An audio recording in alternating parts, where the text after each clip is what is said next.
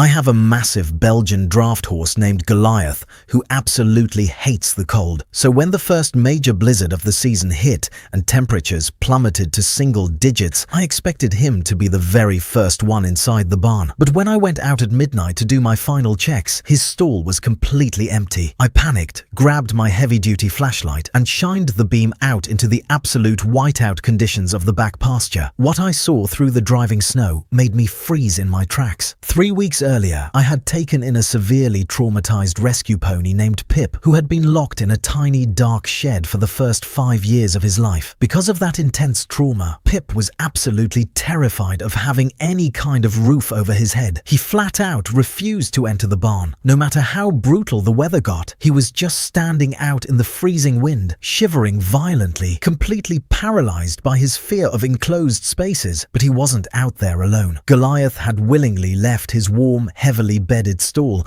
and walked straight back out into the freezing storm. The massive draft horse had positioned his broad body perfectly perpendicular to the howling wind, creating a giant, living windbreak. He was standing just inches away from the trembling pony, taking the absolute brunt of the ice and driving snow against his own flank so that Pip could stand safely in the calm, protected pocket of air right behind him. I stood at the fence line watching for 20 minutes, and Goliath never moved a single muscle. He just stood there, letting a thick layer of ice accumulate on his coat to keep the freezing wind off a pony he barely even knew. He stayed out there like a statue for 14 straight hours until the storm finally broke the next morning. Goliath sacrificed an entire night of warmth and sleep just so a terrified rescue wouldn't have to freeze alone in the dark. Now, whenever it starts to snow, Pip doesn't stay out in the pasture anymore. He follows Goliath directly into the barn because he finally found a shelter he actually trusts.